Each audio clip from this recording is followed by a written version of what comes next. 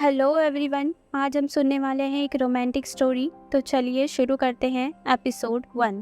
एक बहुत ही खूबसूरत से आइलैंड पर एक लड़का जिसका नाम था मोंग जोंग योंग और एक लड़की जिसका नाम था जुओ फोंग, दोनों ही एक कपल होते हैं।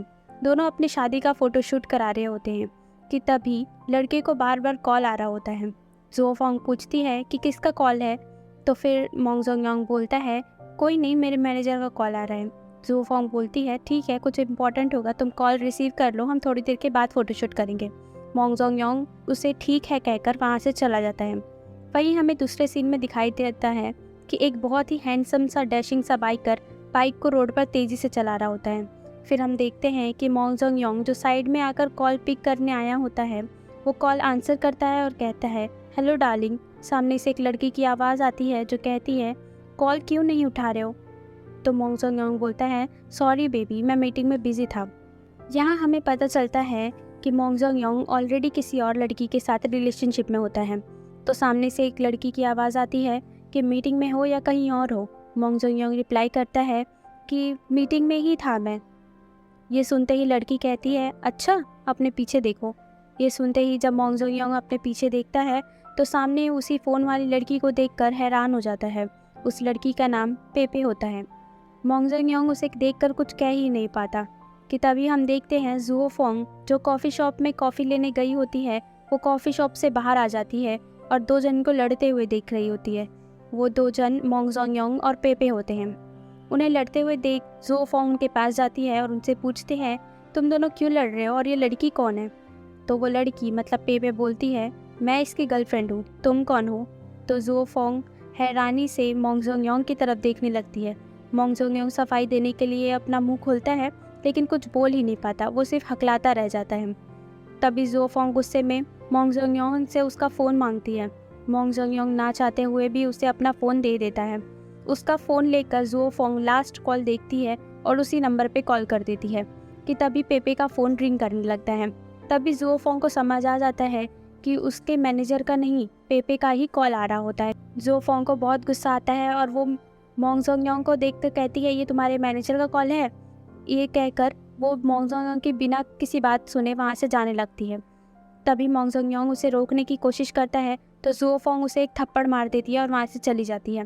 मोंग जोंग योंग फिर पेपे को भी कुछ समझाने की कोशिश करता है कि पेपे भी उसकी बात बिना सुने उसे थप्पड़ मार देती है। उसके बाद हम जुओ फोंग को देखते हैं जो सड़क पर चले ही जा रही होती है कि तभी वहाँ पर वो डैशिंग बाइकर आ जाता है जिसे हमने पहले एक सीन में देखा होता है। वो स्पीड में बाइक चलाता हुआ आता है और जुओ फोंग से टकरा जाता है। दोनों का एक्सीडेंट हो जाता है जिस वजह से दोनों नीचे गिर जाते हैं। बाइकर के हाथ में चोट लग जाती है जहां से खून निकलने लगता है। जुओ फोंग उठती है और लड़के को देखने जाती है कि तभी दोनों में बहस होने लगती है। जुओ फोंग तंग आकर वहाँ से जाने लगती है तो वो लड़का देखता है कि उसका फ़ोन टूट गया होता है। तो वो जुओ फोंग को रोकता है और उससे फ़ोन मांगते हुए बोलता है मुझे कॉल करना है, मुझे फ़ोन दो अपना। तो जुओ फोंग बोलती है मैंने अपना फ़ोन नहीं लाया है। इतना कहकर वो फिर से वहाँ से जाने लगती है। तो वो बाइकर उसे फिर से रोकता है और उसे बाइक उठाने में उसकी हेल्प करने बोलता है। तो जुओ फोंग उसे मना करते हुए कहती है मैं क्यों उठाऊँ, तुम लड़के हो, तुम खुद उठा लो। तो बाइकर कहता है मेरे हाथ में चोट आई है, मैं अकेले नहीं उठा सकता। तो जुओ फोंग उसकी मदद करती है बाइक उठाने में और वहाँ से जाने लगती है। तभी बाइकर देखता है उसकी बाइक स्टार्ट नहीं हो रही होती, तो वो उसे खींचते हुए जुओ फोंग के पीछे जाने लगता है। जुओ फोंग उसे अपने पीछे आता हुआ देख पूछती है क्या तुम मेरा पीछा कर रहे हो। तो बाइकर बोलता है यहाँ सिर्फ एक ही सड़क है तो मैं कहीं और से कैसे जा सकता हूँ। तभी जुओ फोंग के पेट से आवाज़ होती है और बाइकर समझ जाता है कि जुओ फोंग को भूख लगी है। तभी वो मुस्कुराता है और जुओ फोंग को देखते हुए कहता है अगर तुम मेरी बाइक खींचने में हेल्प करोगी तो मैं तुम्हें खाना खिलाने ले जा सकता हूँ। जुओ फोंग के पास कोई ऑप्शन नहीं होता, इसलिए वो बाइकर की हेल्प कर देती है और दोनों वहाँ से रेस्टोरेंट चले जाते हैं। जुओ फोंग वहाँ रेस्टोरेंट में कुछ ज़्यादा ही ड्रिंक कर लेती है और अपने पास्ट लाइफ के बारे में बाइकर को बताने लगती है कि कैसे किसी लड़के के साथ वो 5 साल से रिलेशनशिप में थी, शादी होने ही वाली थी कि वो लड़का उसे धोखा दे देता है। बाइकर बहुत ही ध्यान से उसकी बातें सुनते जा रहा था कि तभी जुओ फोंग वहाँ पर लेट जाती है। तो बाइकर उसे अपना ध्यान रखने कहकर वहाँ से जाने लगता है। फिर थोड़ा दूर जाकर उसे ये एहसास होता है कि वो जुओ फोंग को इस हालत में अकेले छोड़कर नहीं जा सकता। तो फिर वो होटल जाता है और वहाँ पर रिसेप्शनिस्ट से 2 रूम बुक करने के लिए कहता है। रिसेप्शनिस्ट उसे कहती है कि सॉरी सर, यहाँ पर सिर्फ एक ही रूम अवेलेबल है, हमारे पास 2 रूम नहीं हैं। तो बाइकर को मजबूरन ज़ुओफोंग को अपने साथ ही सेम रूम में लेके जाना पड़ता है। वो ज़ुओफोंग को सेम रूम में लेके जाता है और वहाँ पर उसे बेड पर सुला देता है, उसकी हील्स उतारता है और फिर वहाँ ही होटल के लैंडलाइन से किसी को कॉल कर कर कहता है मुझे 2 फ़ोन और एक कार की बहुत अर्जेंटली ज़रूरत है। इतना बोलकर वो फ़ोन रख देता है और नहाने चला जाता है कि तभी ज़ुओफोंग को वॉमिट होने लगती है। वो बाथरूम में जाती है और वॉमिट करने लगती है। उसके बाद वो वहीं खड़े खड़े सोने लगती है कि तभी बाइकर कांच को नॉक करके उसे उठाता है, तो वो वापस जाकर बेड पे सो जाती है। दूसरे दिन मॉर्निंग में जब ज़ुओफोंग की आंखें खुलती है और वो अपने आप को होटल रूम में देखती है तो उसे बीते कल की सारी बातें याद आ जाती हैं। फिर वो बाइकर को ढूंढते हैं तो देखती है कि बाइकर उस कमरे में नहीं होता। तो वो बाहर कॉरिडोर में उसे देखने जाती है तो वो देखती है कि बाइकर बाहर कॉरिडोर में सोफे पर सोया होता है। वहीं दूसरी तरफ हम देखते हैं मोंग जोंग योंग पुलिस कंप्लेन कर रहा होता है कि उसकी मंगेतर पिछले रात से ही गायब है। फिर हम देखते हैं कि वो बाइकर ज़ुओफोंग के डोर को नॉक करता है और ज़ुओफोंग बाहर आती है तो हम देखते हैं कि उसने अपने कल रात के पहने हुए कपड़े कुछ अलग ही तरीके से स्टाइल किए होते हैं। तो हम समझ जाते हैं कि ज़ुओफोंग एक फैशन डिज़ाइनर होती है। फिर ज़ुओफोंग और बाइकर उस होटल रूम से चेकआउट करते हैं और दोनों ने सेम ब्लैक कलर के ही कपड़े पहने हुए होते हैं। फिर जब कार ड्राइव कर की बारी आती है तो फिर बाइकर ज़ुओफोंग को कहता है कि तुम ड्राइव करो।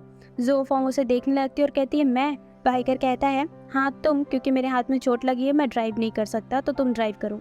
ज़ुओफोंग ना चाहते हुए भी ड्राइविंग सीट पर जाकर बैठ जाती है कि तभी बाइकर उसे एक फ़ोन निकाल कर देता है। ज़ुओफोंग पूछती है ये मेरे लिए है। बाइकर कुछ जवाब नहीं देता और उसे कहता है ड्राइव करो। तभी ज़ुओफोंग वहाँ से ड्राइव करते हुए कार ले जाती है। जैसे ही उनकी कार वहाँ से निकलती है कि वहाँ पे पुलिस की कार आ जाती है और ज़ुओफोंग के बारे में पूछती है तो उन्हें पता चलता है कि वो अभी यहाँ से निकल गई है।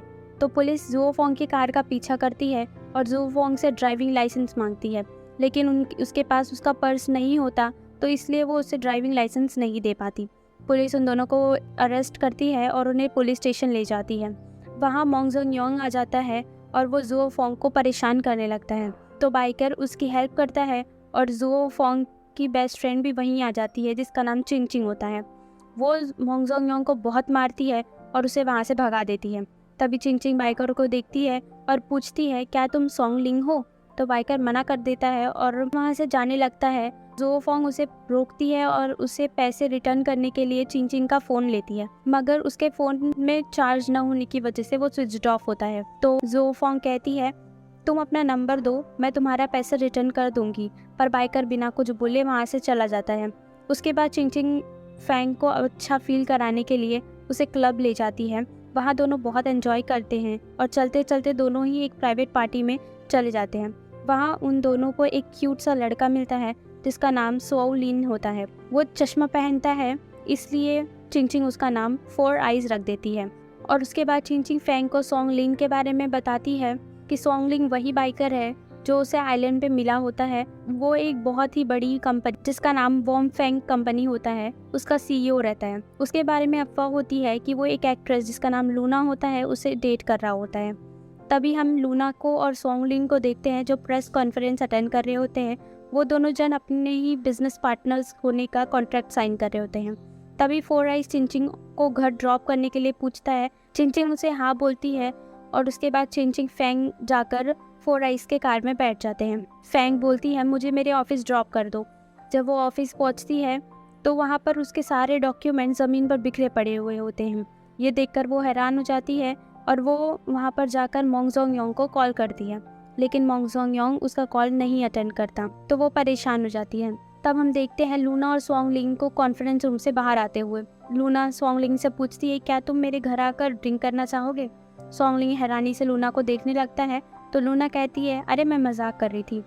तो सोंग लिंग बोलता है ठीक है अब मुझे चलना चाहिए, और वो वहाँ से चला जाता है। तभी हम देखते हैं कि चिंग चिंग की एक पेट होती है जिसका नाम कोको होता है। वो घर से बाहर भाग जाती है तो वो 4 आइज़ से हेल्प करने के लिए बोलती है और दोनों मिलकर उसे पकड़ने लगते हैं। जैसे ही 4 आइज़ उसे अब पकड़ता है उसे छींक आने लगती है। तभी हमें पता चलता है कि 4 आइज़ को कैट से एलर्जी होती है। फिर 4 आइज़ को चिंग चिंग वहाँ पर बिठाती है, उसे पानी पीने के लिए देती है और तभी 4 आइज़ देखता है कि वहाँ पर दीवार पर बहुत ही अलग अलग चीज़ें लटकी हुई होती है। वो पूछता है ये क्या है, तो चिंग चिंग बताती है कि मैं एक ज्वेलरी डिज़ाइनर हूँ, इसीलिए ये सारी चीज़ें मेरे घर पर है। फिर वहाँ से जाते हुए फोर आइज चिंग चिंग से उसका नंबर मांगता है, तो दोनों ही अपना नंबर एक्सचेंज करते हैं और वो वहाँ से चला जाता है। यहाँ हमारा एपिसोड 1 ख़त्म होता है। नेक्स्ट एपिसोड सुनने के लिए मेरे चैनल को सब्सक्राइब और वीडियो को लाइक करना मत भूलना। Bye bye.